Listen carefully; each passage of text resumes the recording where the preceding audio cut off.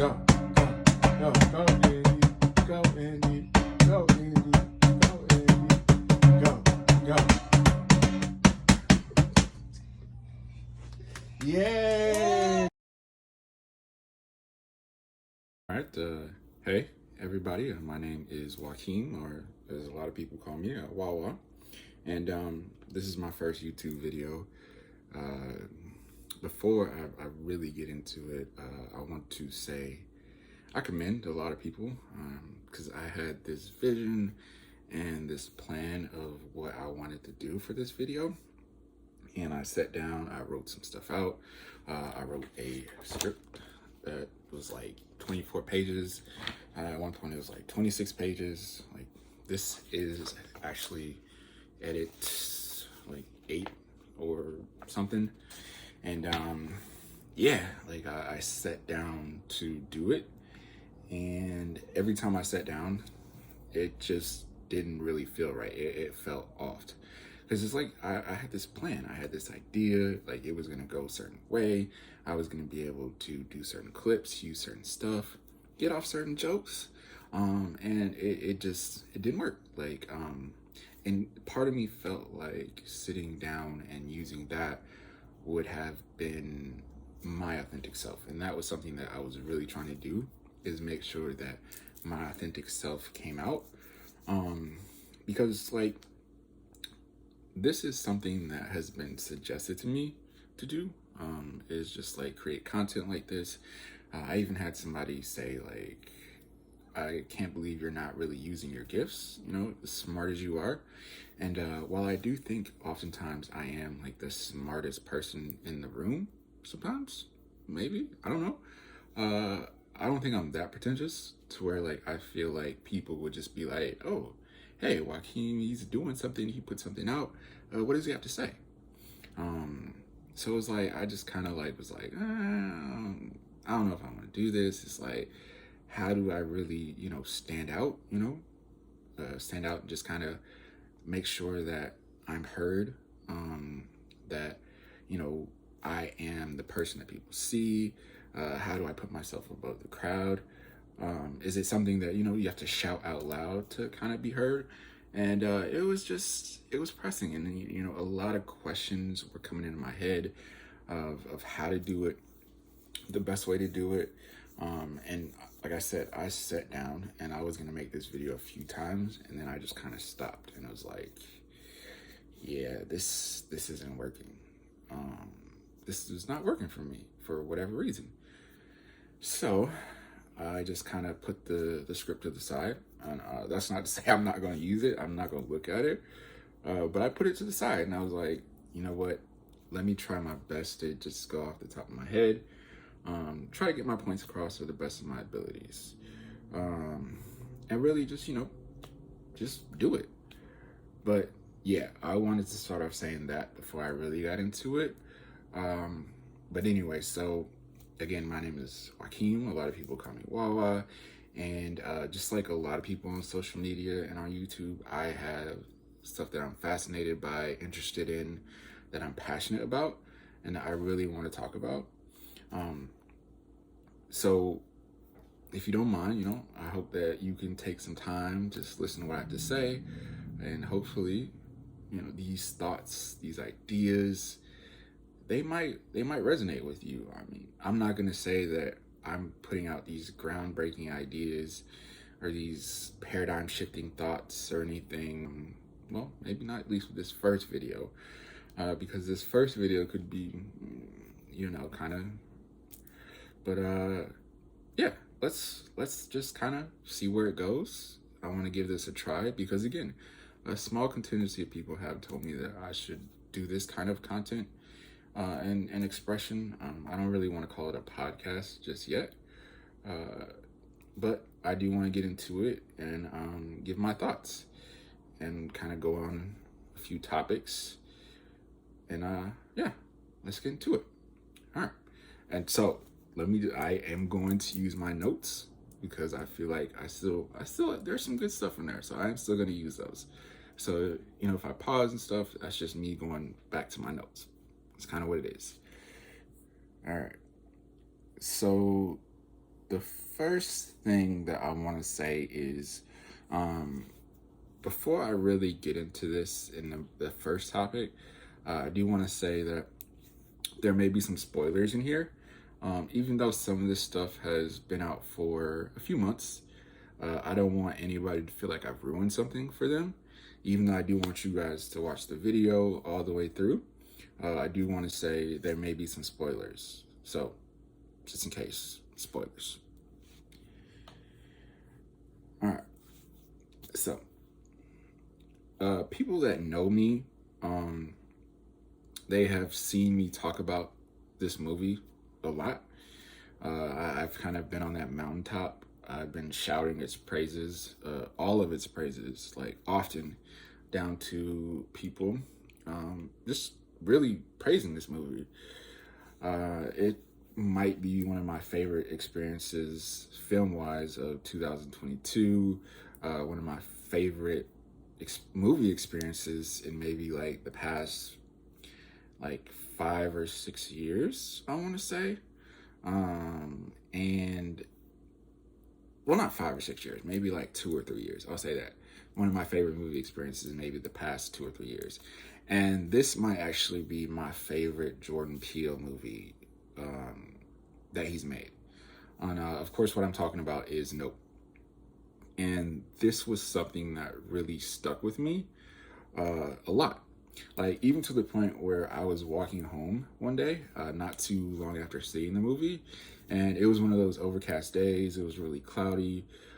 I think there was a chance that it was going to rain, but it wasn't really in the forecast. And so I'm walking home, and I'm getting close to where I live, and all of a sudden, there's like this burst of rain that just falls like right on me.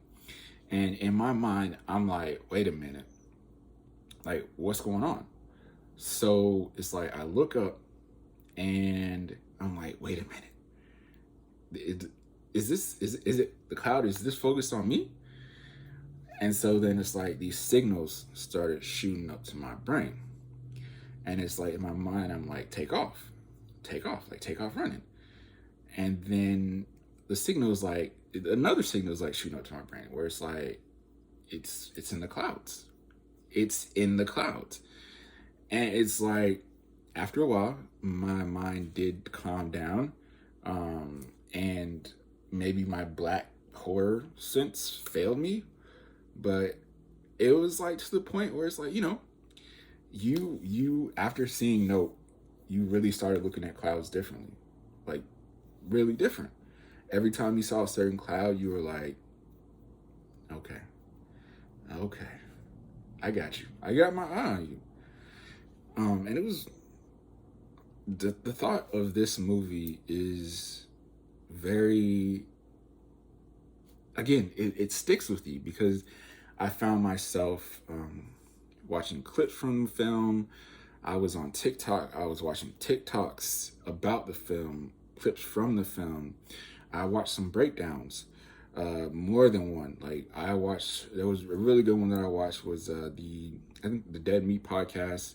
They had a really good one. I even watched the movie. I want to say like I watched this movie maybe like 3 or 4 times. Like, one time I would watch it to a certain point because that was the point that I wanted to see.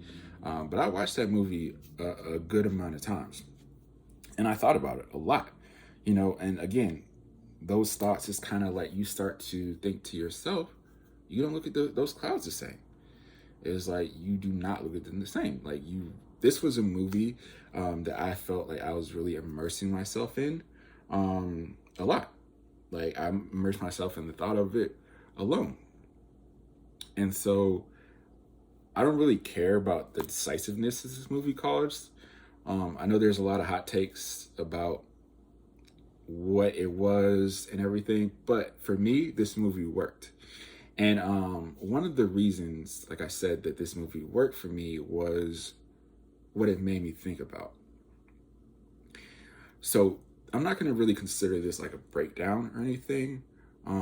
There's really just like 2 thoughts about this movie that I want to get off. And I've seen some people mention one of the thoughts, but I want to kind of illustrate it and paint the picture of it a little bit differently than I think that they've done it. Before we really get into this, we're going to start with a theory, but I need you guys to put on those tinfoil hats, the conspiracy tinfoil hats. We're going to call them tinfoil conspiracy thinking caps. So let's put them on.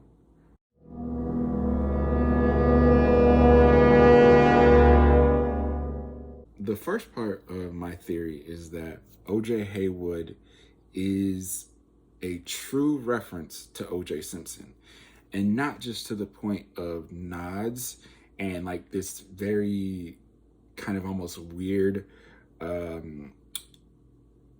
alluding by that white actress at the commercial scene, in the commercial scene. And again, if we look at that white actress, kind of, that makes you wonder, what would O.J. Simpson have thought about her? What would Orenthal James the Juice Simpson would have thought about that lady? I mean, me personally, I think in a few different eras that would have been the Juice's cup of tea. Yeah, OJ likes what he likes. Can't knock him. This reference to the Juice is a deeper part of the movie's connective tissue that I thought, and I've seen some other people again say this as well, but I really thought this. And so what led me to this theory is, again, make sure those thinking caps are on, make sure they're tight, because this might, it might get a little out there. But again, let's get into it. It's the horses. Through the horses, O.J. Haywood becomes a true reference, metaphor, an analogy, a awakened thought of Orenthal. So to me, the movie Nope could actually really be a movie about the Juice. Now, the horses that were at the Haywood Ranch, the main horses this movie focused on are Ghost, Lucky, and Clover. So follow me. Ghost and Clover are whitish horses. Lucky was a blackish horse. So keep that in mind. Ghost and Clover are whitish. Lucky is a blackish horse. All right, so spectacle is a massive part of this movie.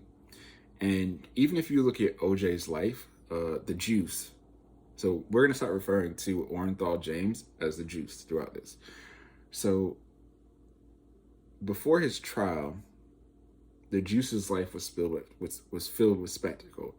A lot of people consider him the greatest running back one of the greatest running backs of all time. I think in his particular era, he might have been the greatest running back at that kind of, in that moment.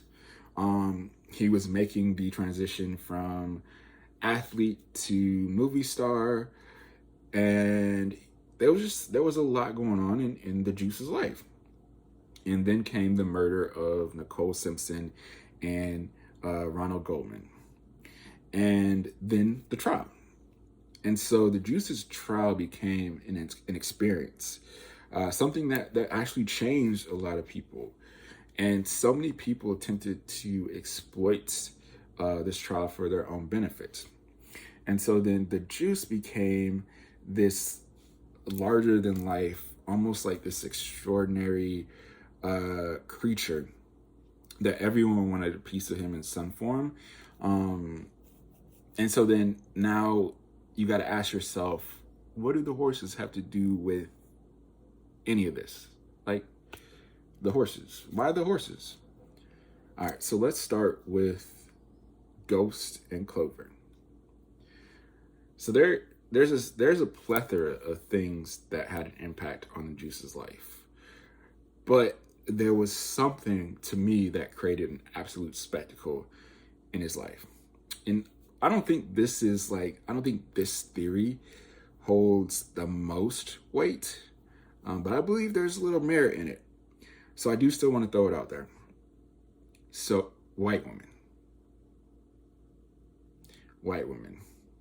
Again, the horses, Ghost and Clover, the two whitest horses, I believe they represent the white women and the impact they had on Juice's life. Really, and again, these are the two whitest horses. Don't forget that. So y'all know what Dr. Umar says. Y'all know what he been and said sometimes. Y'all know. Right, so outside of his sister, O.J. Haywood, in the movie only had a minor, what would be considered a conversation with one other woman. The older woman from the commercial scene. Again, this woman alluded to the connection with just like a small little thing that she did, where she alluded to the connection between O.J. Haywood and the juice. And this older white woman was one of the few people to smile and not be so tense around O.J. Haywood. But that did not last long. And then, so there's also a very pseudo kind of tender moment with Ghost, the whitest horse, that tries to run away early in the movie. And it's nothing sexual. There's, again, none of that going on.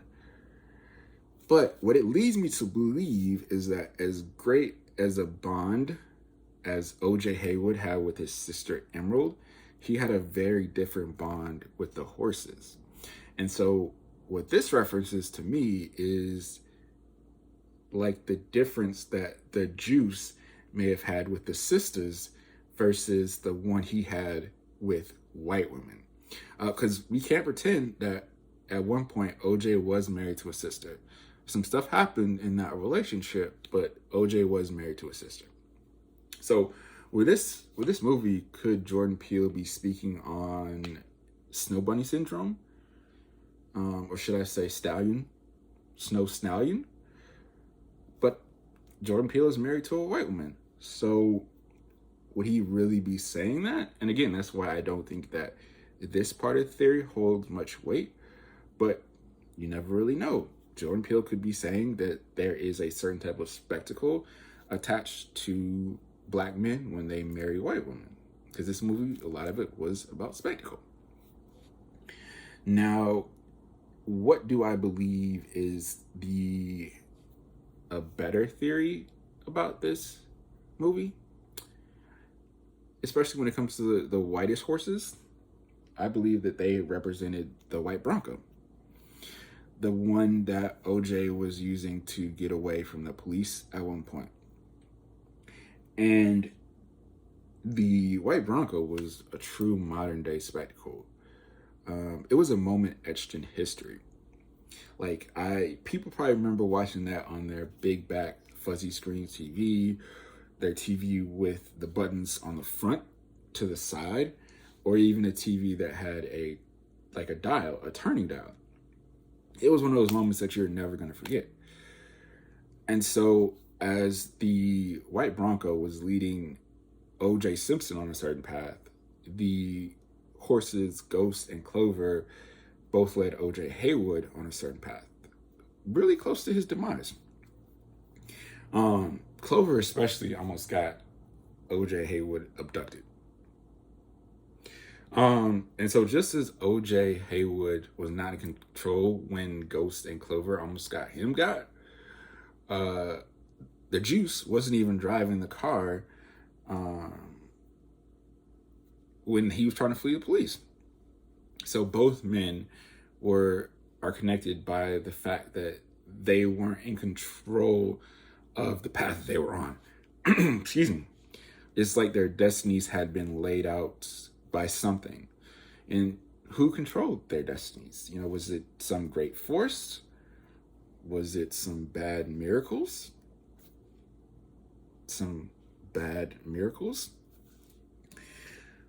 But yeah, the white Bronco was definitely I think the white Bronco theory fits a little bit better than the white women theory. All right, so this part might be another stretch. We've been stretching for most of that first part, so why not just keep stretching? So, Lucky. Now, again, remember, Lucky is the blackish horse.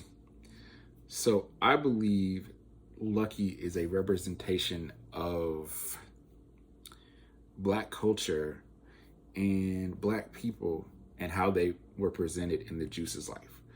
There was a point where the Juice famously once said, allegedly, "I'm not Black, I'm OJ." And this was his stance when there was a call for Black collegiate athletes to protest the 1968 Olympics just because of what the treatment of Black people in America. And so it's kind of like, in one moment, with being possibly naive, possibly self-indulgent, or trying to figure out he was trying for self-preservation. OJ basically was like, you know what? I'm not with y'all. I don't stand with y'all. And maybe he didn't understand the politics of it. That's what he said.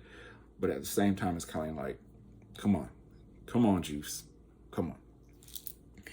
And so OJ Haywood, there was a moment, this was during the commercial scene, where OJ Haywood, he lost control of a situation because he didn't speak up for himself or for Lucky, the Blackish horse. And so there was a point in the movie where there was a camera flash and Lucky bucked. He almost kicked one of these white ladies in the chest. And his Blackish ass bucked. And so the horse may have deserved some of the blame, but I believe that OJ still deserves blame because he lost control of the situation. And so OJ, he had to do what he had to do. And while I do respect it, OJ clearly did this for the legacy of the Haywood Ranch, self-preservation, for himself. And it's kind of like the Blackish horse was very quickly sold, while the two whitest horses, but we might not be ready for that conversation yet. So again, in times where they were both needed, OJ the Juice and OJ Haywood did what was best for their personal legacy and their personal self-preservation.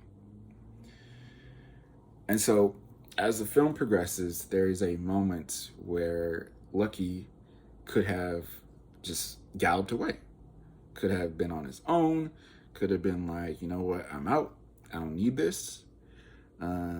Especially after what OJ did, OJ Haywood. And again, I know that OJ Haywood had a plan. He was going to do something, but still, he gave up on the horse. So the horse could have had every right to leave, but the horse didn't. It stayed.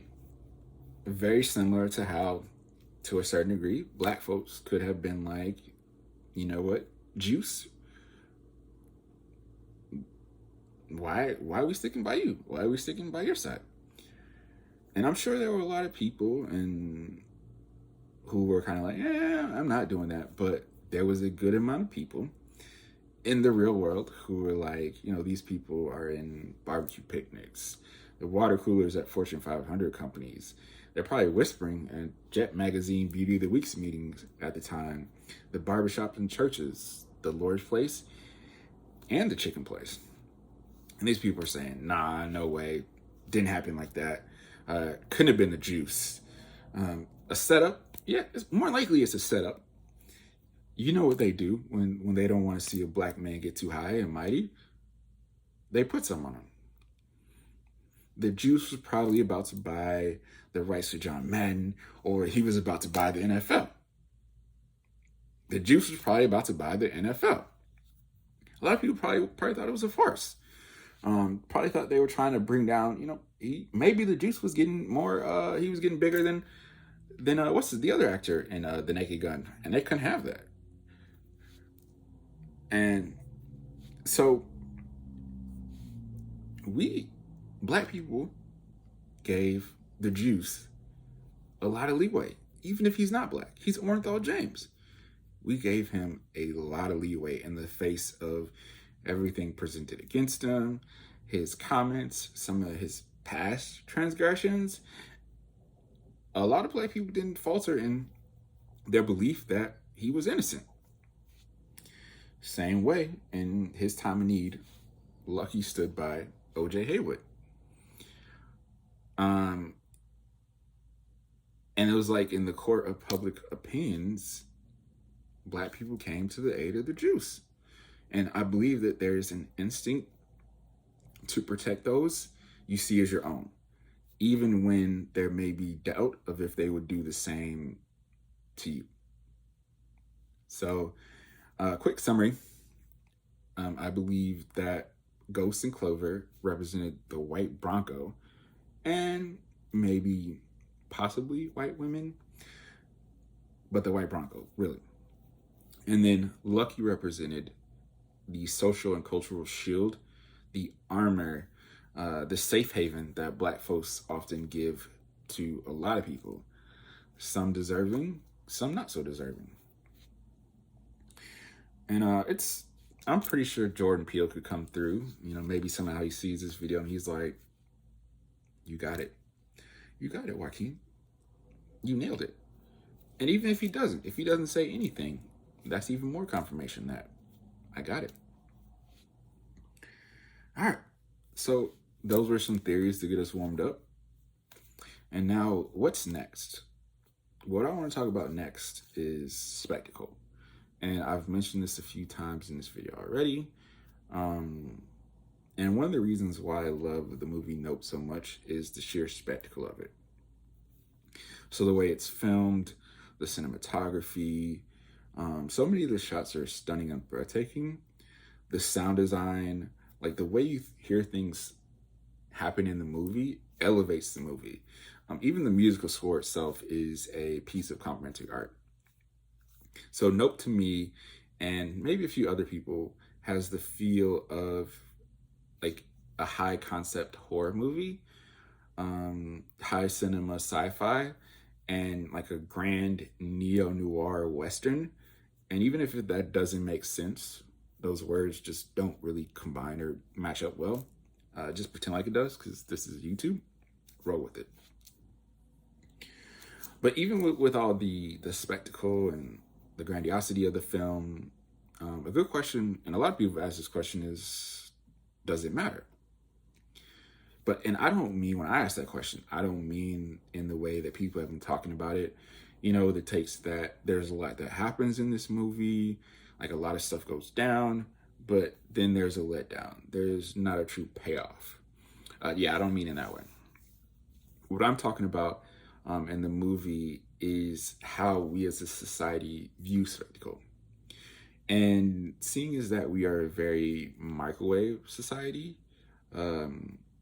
so much of what we consume is quick, easy, fast, faster, fastest, and efficient.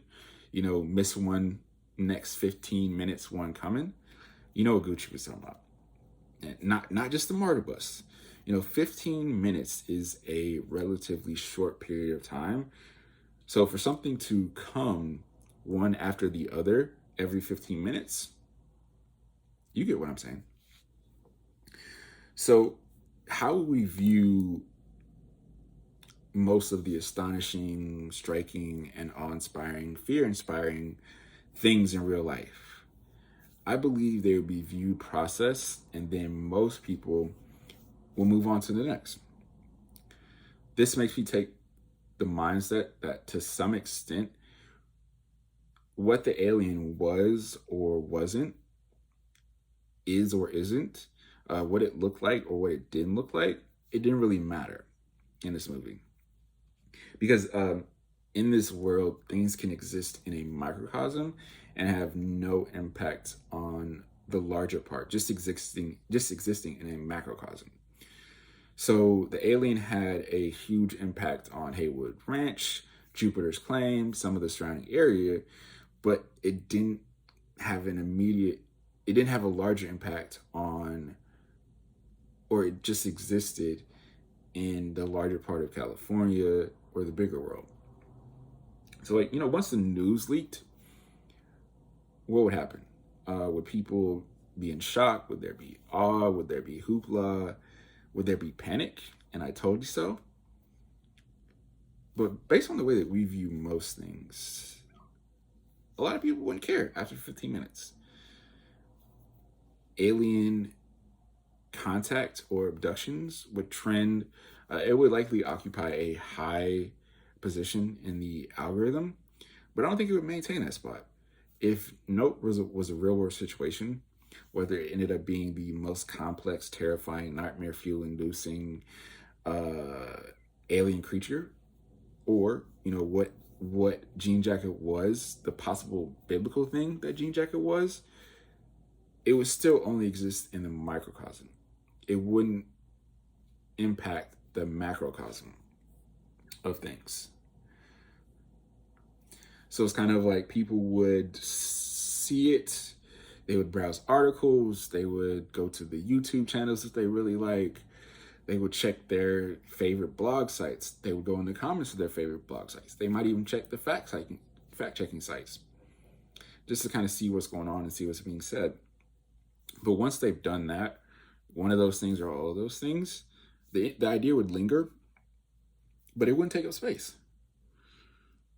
It would be pushed out because people have to go to work. People like to watch other shows and movies. People have to wonder about gas prices. People have to think about political fodder. They may debate woke versus anti-woke. Hey, I think about what's going on with Dr. Umar. What's up with FDMG Academy? Donations, gifts,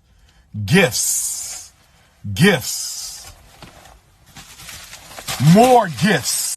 What's up with his never-ending struggle against the snow bunny infection? How's that fight going? And it's kind of like these ideas take up so much space. There often isn't space for very real world things to occupy. The alien situation would probably be lost in the real world, and people would have found a way to make it about something completely different, something more human. Kind of like what I... It doesn't really matter what the alien ultimately looked like, because what really matters is that the spectacle isn't what it used to be. Like, do we even appreciate spectacle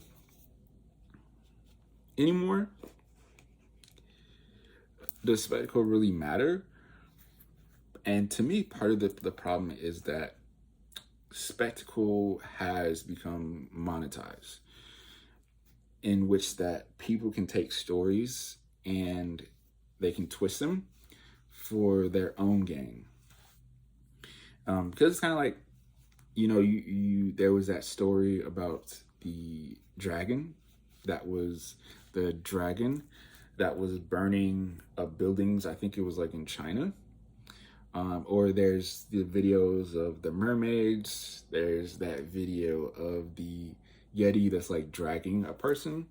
There was even the story about the hard-on large collider, whatever it was called, the CERN, whatever it was called, that was supposedly drilling a portal in the middle of the earth. People use these stories. And another question to ask is, how long did those stories stay on the algorithm? Where did they go? But people use these stories and they flip them. And again, I don't think there's anything wrong with people monetizing stories. It's what it is. It's part of the culture. The problem is that when these stories become so monetized, what they really are, what the events really are, is lessened. So it's like, look at the Haywood Rich gang. They were trying to take advantage and monetize something that they didn't really understand. And we see where that led. We see what they gained and what they didn't gain from that. So again, it's what something often looks like doesn't matter these days. So when I look at Nope and when I think about it, Jordan Peele, I could be 100% wrong, and Jordan Peele could have completely cared about what this movie was about. Or I'm sorry, he could have 100% cared about what his alien looked like. Because this was his original idea, it was his original thought. He put a lot of time and effort into this, so he could have cared. But to me, looking at the larger picture, it didn't really matter. And what matters more is what is how we look at the alien and what it caused. Because again, as much as we see stories, real life stories, what they cause and how they look become two completely different things. One thing I do want to touch on real quick is the horror aspect of Nope. I think there's a pretty strong consensus that there's really like 3 scenes that stuck with a lot of people and had a lot of people very, very frightened. For me, I want to add one more. And this may be one where you kind of saw it and you were like, eh. But for me, after I thought about it, it was kind of terrifying. So the scene where it's in the cloud scene, and not the first part of the scene, but kind of as the scene goes on, there's a moment where Jean Jacket, the alien, is basically flying through the clouds. And there's something about that. Like, as I sat with it and I went back and I watched that clip and I watched the movie again, there's something about that scene that is really terrifying to me. Because when you look at most alien abduction scenes in movies, it's kind of like the alien is either, it kind of just like suddenly appears over you, it like maybe just kind of swoops down, and then there's this beam of light. And the beam of light is often like soft and welcoming, and it kind of pulls you up and it's like slow and graceful. There's something like oddly weird and charming and almost welcoming about the way that a lot of alien abductions are portrayed in movies. But with Jean Jacket, this is something that is stalking you. It's hiding in the clouds. It's kind of swooping. It's being very slow and meticulous. And it's after you. Like, you feel like it's after you. And then when it gets on you, it's not something that is kind of, there's not like this soft beam of light that hits you and it pulls you up and you're like, you see the people with their arms out and they're like, take me with you. It violently sucks you up in a dust cloud. Like, you're spinning around and like, that was terrifying to me. So again, I don't know about y'all, but that scene to me was terrifying, legitimately.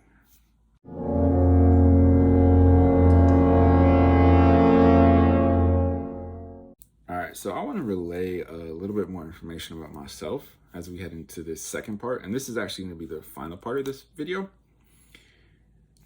But growing up, almost every day, even on the weekend sometimes, my mom listened to these tapes, and they were Joel Goldsmith. And Joel was this new age sounding spiritual leader. He was like a spiritual guide, a counselor.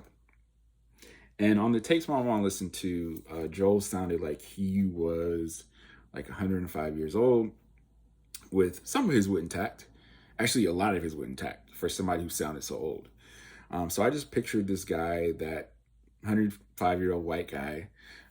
He's probably like 5'1". He's probably like the same height as Cotton Hill from King of the Hill. He's sitting in this large white space. He's dressed in all white. This space has great acoustics. And sitting around him is his flock. They're dressed in white too. And they simply nod as he speaks. And maybe they add in an amen or a yes here and there. But that's just the way that I pictured it. Joel was big on meditation, being able to find your own spiritual path, willingness to kind of sit and break away, sit in quietness, but also break away from religious norms being able to worship without even being in the structure of a church or a church building, because I think the structure of a church and a church building are two different things. And it was interesting. That was what I got from the tapes. And I heard them because they played throughout the entire house, and I listened. A lot of times I didn't have a choice but to listen. And I'm not going to say I grasped everything, but I did listen, and I heard what he was saying.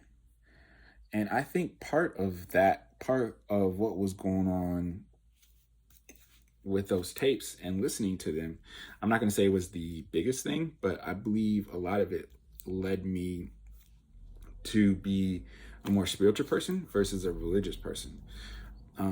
Just practicing the idea of quiet worship, how a lot of people believe that they can become their own church, their own structures of worship, and they can see God in the quietness of meditation.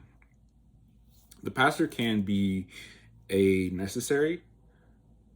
loud and boisterous guide to help you on your spiritual journey. But then what happens when the church and the people who lead it become a spectacle?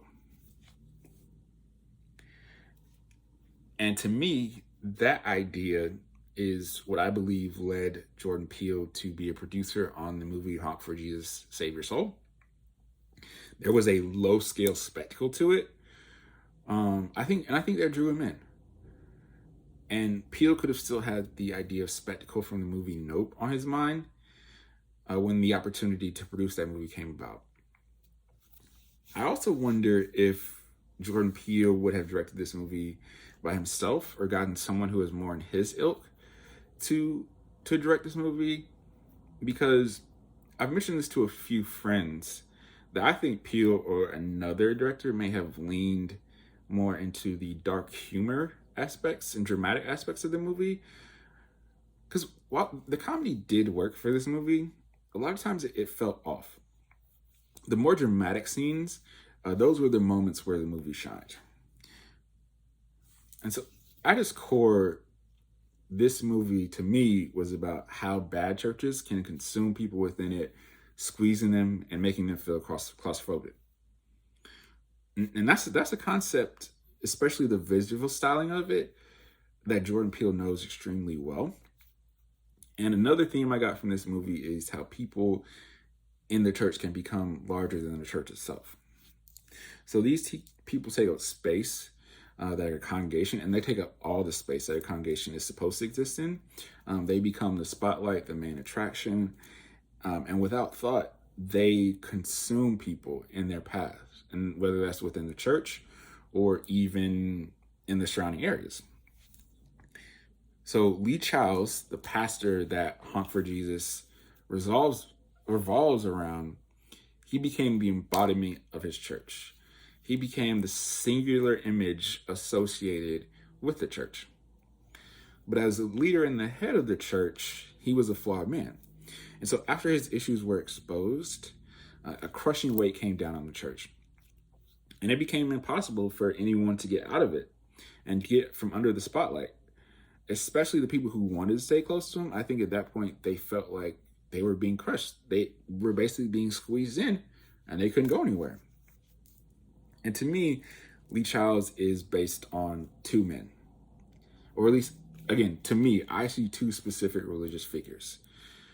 And in Sterling K. Brown's performance, these two figures came out. And I see Bishop Eddie Long, and then I think that there's a dash of Creflo Dollar sprinkled in there. Because these are two men that I always thought yearned for the spotlight within the religious community. Like, I still remember when Bishop Eddie Long had that carpetbagging snake oil salesman of a public access tent revival TV preacher that wrapped him in that thousands of years old Hebrew scripture. And then they put him in that chair and they lifted him up in like some sort of anointing ceremony. And this was when Eddie Long was going through his issues. And that was something. That was a spectacle to see. And so, even if now back to the movie, even if you look at Regina Hall's first lady in that movie, she wanted to be she wanted to be someone who was in the spotlight. She wanted to be involved in the grandeur of the church, and she wanted that center stage for herself. And she had that dream where she was standing on the mountaintop. But then, little by little, her character saw just what came with being in that spotlight. What came with taking center stage and being on that mountaintop. She realized what she was losing. She realized how much she had already lost. And she realized the strife she had gained with Lee Childs. And as the movie developed, she got an understanding of what Lee Childs and his church truly were. And Lee Childs, maybe he's that thing in the sky, hiding in the clouds, stalking his prey, and then he swoops down and he sucks them up. So I thought this was, me personally, I thought this was a good movie. It did play like a YouTube skit though, a really long one. It reminded me of some of those old sketch comedies, skits that the early Black YouTubians, the pioneers of the Black comedy sketches would do. And they were doing them about Eddie Long. The reason why this comes off like a really long YouTube skit is because it's based on a 15-minute YouTube sketch by Adama Ebo, the director of the movie. And so it's not as funny as the movie to me, but the YouTube version works better because it manages to hit a lot of the beats that the movie missed. And not having that Hollywood polish and shine, I think it adds something. It gave it a more like gritty, realistic life feel. And I do think that Regina Hall and Sterling K. Brown, they deserve some credit for what they were able to do in this movie, because there's a lot of moments where their vulnerability, it comes through and it's on full display. And that's in scenes where they're by themselves or scenes where they're with other actors. One thing that I think that this movie would have benefited from is if they had is a 55% drama, dark humor, and social commentary, a 45% light humor split. And when I say horror, I don't mean like the slasher, killer, entity, alien, or monster horror. I mean horror in the way that things humans do, the way that humans can behave, can be terrifying. And this, again, pertains to Lee Child's character. And there's another short YouTube video that I think, I think represents what this movie could have been. Maybe it didn't have to go that far, but I think it could have represented that. So the long form, both the long form and the short form were done in a documentary style. And so again, I think that if they had leaned more into the 55-45 split, they would have taken the movie there. Like, it would have taken the movie exactly where it needed to go. So I would recommend, for me, I think you could see both movies, but I would recommend the shorter 15-minute version over the longer movie, because the 15-minute version gets the point across to me a lot better. It gets a lot better. So I do hope that the director, she gets a chance to create something, another movie, whether that's her own original idea or ideas from someone else. I think that she's a good director. I do believe that she's going to benefit more from TV, kind of sitting in that pocket of 45 to 20 minutes, that 45, 55 minute window of TV. I think that's where she's really going to shine. Because she did direct a really good episode of Atlanta in season 4, and that was the Born to Die episode. And so I believe that her and her twin sister, they have a TV deal in the works. And so I think she's going to do well for herself, and I hope she does. I will pelt you with filth. I will treat you with contempt and make you a spectacle. Now, how interesting is it? How interesting is it indeed that that Bible verse applies to Honk For Jesus Save Your Soul just as much as it applies to the movie Nope.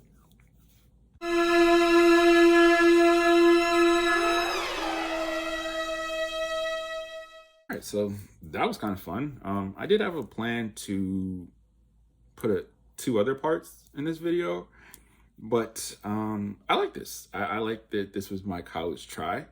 And again, maybe because I left those parts out, I could do more videos. Because there's a lot of stuff rattling off in my head, and a lot of points that I want to get off. And again, I left off 2 points, 2 parts of it, but I kind of just felt like this was a good and fun college try. And to you, these points could be great, they could be terrible. These theories could be like, but whichever side you land on, it's fine. You know, it's your right to your opinion. I just appreciate you hearing them out. And I'm grateful for anyone who took a listen to this, took their time to view it, to interact with it. I'm really thankful. And yeah, so this is my first YouTube video. Maybe there's gonna be more coming. We'll see. Maybe, I don't know. This was my first try at this type of content. And again, I'm very thankful and grateful to anyone who watches this. I'm really appreciative. Thank you. And I hope you guys do well. That was awkward, but I'm gonna keep it in there. All right. Thank you. Bye.